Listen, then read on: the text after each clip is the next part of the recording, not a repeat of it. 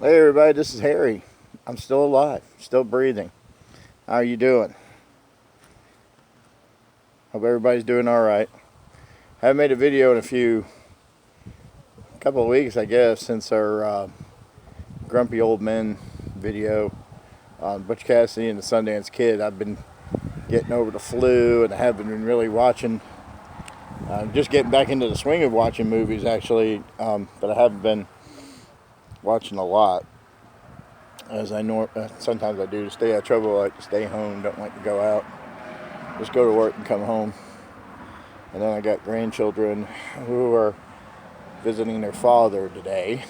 So it's a little bit quiet here at the homestead. So I figured I could pop on here and make a quick video. My friend Bob, Robert Harrison 2.0 on YouTube, my friend from Toronto, Canada, does these weekly videos. Every Friday he releases them of films that he has watched the past week and talks about them a little bit and rates them. So I figured I would do something similar to his, or actually the same as his, but so I'm going to play catch up. So I'm going to do the ones I've watched so far in February that I've watched, and I'll give you my letterbox rating for each film. I might not go into great detail on some of these, but anyways, and it's fun to do this because I like watching his weekly movies that he's watched, and like I watch everybody else's Jay's or James and Ian's and what they watch. Sometimes they'll give me an idea to watch a film. And Bob's was last couple of weeks ago. I watched a movie called Tugboat Annie. I bought it, wound up buying it on the Warner Archive because he was talking about it. It was on TCM, and I watched that. And I suggested a movie to him called Mint and Bill, which were the same Marie Dressler and Wallace Beery were both in those films. So I figured it's a good way to inspire other people, so maybe this might help inspire you. So, 2 minutes and 30 seconds in, let's start. So, in February, the first movie that I watched at the beginning of this month was a movie I found on Amazon from 1955 called The Kentuckian. And that stars Burt Lancaster. And it's a movie that he directed. Also stars Diane Foster, Diana Lynn, John McIntyre, Una Merkel, John Carradine, and also stars Walter Matthau in his first film role.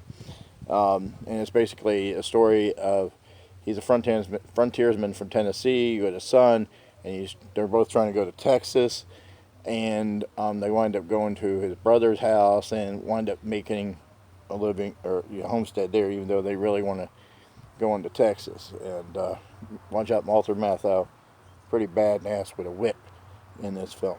So, whoops, lost my diary here. So that was The Kentuckian, and that was on Amazon Prime. Found that I was in the midst of being really sick then at that time, and just trying to find something to watch to get my attention. So, and I gave The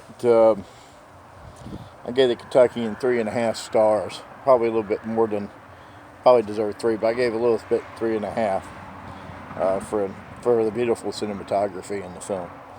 The next one I watched, as a matter of fact, that same day, because I belong to Netflix. I do the streaming services, but I also do the movie rentals, the Blu-ray, DVD rentals, and I was just getting into political season, so I felt like watching something a little political. It was a documentary called Primary from 1960, and it's about the primary in Minnesota between John F. Kennedy and Hubert Humphrey, and it's only about an hour long. I gave that one 4 stars, just because of the historical content of it, and it was done really well. It wasn't like your typical documentary. It was kind of it was like you're part of it. You know, the process. You're in the room. It's like he doesn't even notice the camera. Nobody notices the camera in the room, and so you kind of follow the two candidates, John F. Kennedy and Hubert Humphrey. So I gave that 4 stars. Next one I watched was I've been on a watching all the Rocky films from, you know, the original Rocky up to Creed 2, which is the final one I got to watch. I'm not watching them back to back to back. You know, kind of spreading them out so I don't get burned out on them. So I do have Creed 2 to watch. That's the last one I have to watch. But I did watch the beginning of this month Rocky Balboa, which was the 6th film in the franchise, 2006, and actually probably the last one with the Rocky title in it. Everything else will probably be Creed afterwards. I gave this one 4.5 stars. Like I said, it came out in 2006. A lot better film than Rocky 5, in my opinion. I highly enjoyed it. So that was Rocky Balboa. And then I watched a movie that we rented at the Red Box from where I work at, and this film came out in 2019. It's a newer film called Motherless Brooklyn. And I'm sorry I had to keep looking away because I'm on my tablet trying to read here, but it has Bruce Willis in it, which is who's in there briefly, Edward Norton, Alec Baldwin, Willem Dafoe, and Leslie Mann. And it's Ed Norton plays a private detective who works for Bruce Willis, who gets bumped off in the beginning of the film. Spoiler alert. And he has Tourette syndrome. And so it's pretty interesting. It was a pretty good film. I didn't hear about it before. I guess when it was coming up for award season, that's when I heard about it. But I did give it 3 stars. 3 out of 5. So it was mid-range for me. I mean, it was a good movie, but it was mid-range for me. The next one I watched was a suggestion Ian had made a few months back when we were starting the Grumpy Old Man up. In one of the first 2 films, we had 3 women, and then he suggested this 1972 movie called Sisters. And I had never seen it before, so we didn't pick that. We picked 3 women, and so I wanted to see this, and it's been on the Netflix list for a little bit, and it came in finally, and it's directed by Brian De Palma. And I gave that 3 stars. It stars Margot Kidder, Lois Lane, Jennifer Salt, Charles Durning, William Finley, and Dal Sweet and Olympia Dukakis. I didn't realize she was in that. But anyways, I found it a decent film. It was filmed in Staten Island, New York. I'm from New York, but originally, but in the 70s. So I like watching movies that were made in New York in the 70s, 60s, and 70s. I like watching. It kind of brings back the dirt and grittiness. So anyways, it brings back memories when I watch it, and so I quite enjoyed it. 3 stars out of 5. Next one I watched was Butch Cassidy and the Sundance Kid. This was for a Grumpy Old Gentleman review in 1969. You know, it has Paul Newman and Robert Redford in the film. And so we all know about that film. Check out the review on the Grumpy Old Gentleman channel. We'll talk about that one. Then, like I talked about before, Tugboat Annie, which was a follow-up film from a film with Wallace Beery and Marie Dressler. It's an early sound film, 1933 pre-code. And it's a follow-up from Min and Bill and Min. That I love Wallace Beery in his films. I gave that 3.5 stars. And they're owners of a tugboat who, their son is played by Robert Young, comes back home. He made a success of himself as a cruise ship captain, and so he doesn't get along with his father because he thinks the father has, done his mother dirty and, holding him back, and he's an alcoholic, and there's issues with that. Also stars one of Mike's favorite child actors, Frankie Darro, or teenage actors, Frankie Darro. He's also in this as well, and Maureen O'Sullivan and Tammany Young. So that was Tugboat Annie. I gave that 3.5 stars out of 5. The next one I watched was a film called Winter Light. It's directed by Ingmar Bergman. Been renting the movies from Netflix, and been watching the Ingmar Bergman films, and catching up on watching those films, and Akira Kurosawa films. This one, Gunnar Brodström, Ingrid Thulin, and Max von Sydow. People told me this was a very depressing film. They were right. It was depressing, but very good, well acted, well directed. I enjoyed this film immensely. I gave it 4 out of 5 stars.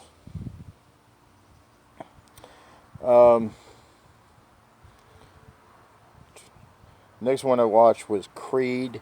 That was the follow-up to Rocky Balboa. It's a different story, and it's a story about Apollo Creed's son, Adonis Creed, and I keep hitting buttons here.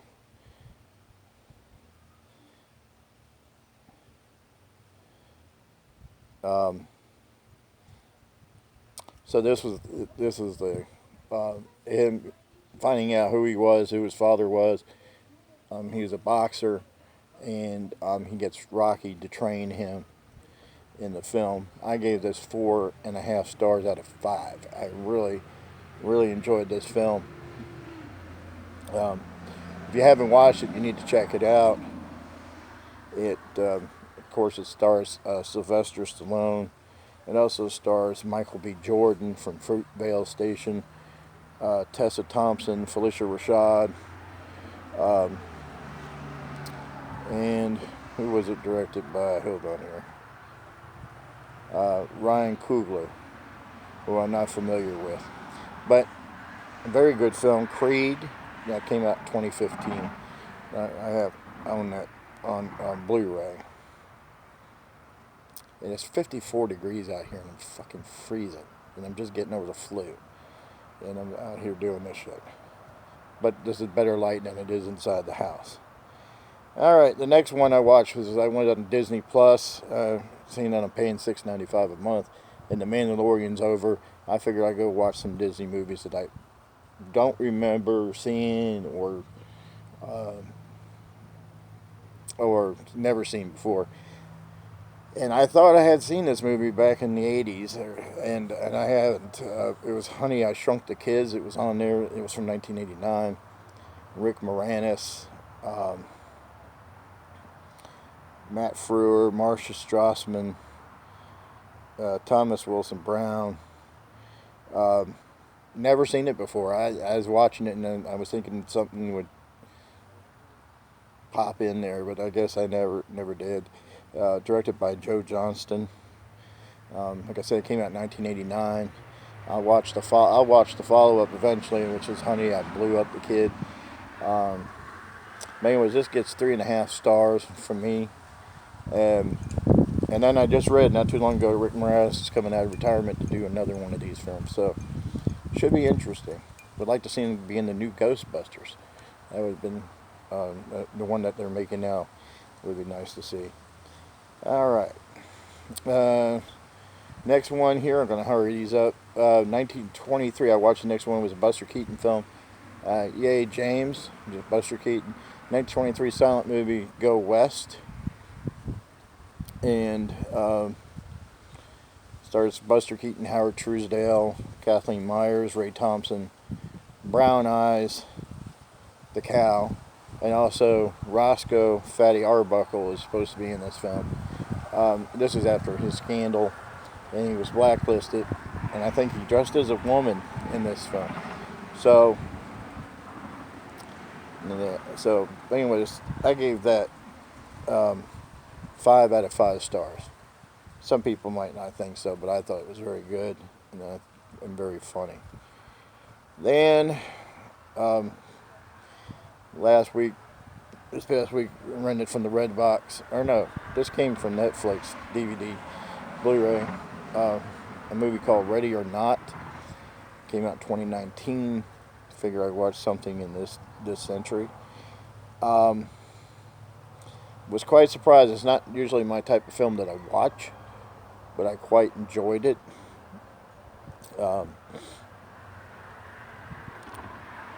It has Samara Weaving, who looks just so much like Margot Robbie, Andy McDowell, who looks really old in this film, Mark O'Brien, Adam Brody, Henry Cessny. I don't really know any of these people in this film, but I enjoyed this film. It was funny horror. It kept me entertained the whole time. So, Ready or Not. So I gave that one 3.5 stars. Then I watched the other day, it was funny because James Higgins, DVD collector 1974, had watched Jojo Rabbit, and he said, "Yo, you need to watch it." And so I was putting it on the Netflix list, the DVD list to rent, and my daughter Vicky said, "Oh, I rented it from the Redbox."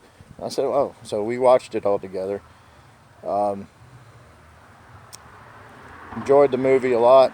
A funny satire, black comedy. I don't know the little boy's name in the film. Not the main character who played JoJo, but there was his best friend, had glasses, a little chubby kid. Reminded me so much of Nick Frost from the Shaun of the Dead and Hot Fuzz films that he does with Simon Pegg. Very, very funny, good black satire movie. Probably not for everybody. I gave that 4 out of 5 stars.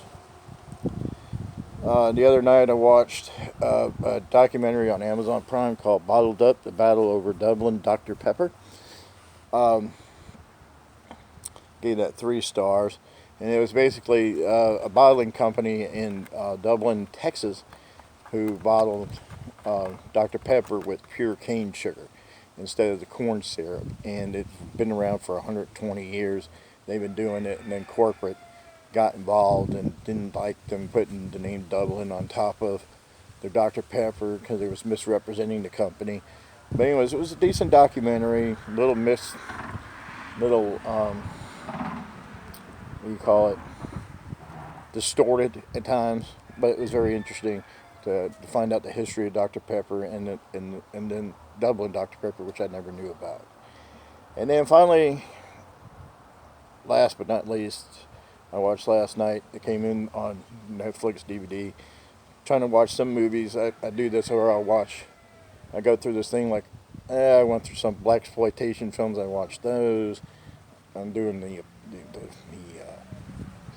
Rocky movies, which I'm almost finished with, which I'm going to start into the Quentin Tarantino films. I'm going to watch those in order. And then I say, well, I never watched the Sean Connery movie called Robbing America. And I guess I watched part of it a long time ago because some of it is very familiar to me. But I guess I never watched the whole film. So I watched that last night. It came out in 1976 and it was directed by Richard Lester, who directed the Beatle movies. That's what he's famous for, Hard Day's Night and Help. This has Sean Connery, Audrey Hepburn, who came out of retirement. I guess she hadn't done a film in 8 years before this. Robert Shaw, which I love to death. Richard Harris, Nicole Williamson, Denholm Elliott from the Indiana Jones movies. Ronnie Barker, I guess he's Ian Holm from Lord of the Rings. Ronnie Barker is a British comedian, I believe. Ian probably knows him. Finally found it very entertaining. My wife's going to watch it tonight. She had to work last night, and I was telling her about it. She loves Sean Connery, so I gave that 4 out of 5 stars. So anyways, this is the videos I watched so far this month of February. Sorry to bore you all, but hope there's something in there you like, maybe inspire you to watch. If not, anyways, I'm getting out of this cold ass weather. Thank you for watching. Give me thumbs up, comments, thumbs down. Tell me to kiss my ass, whatever. Thank you. Bye.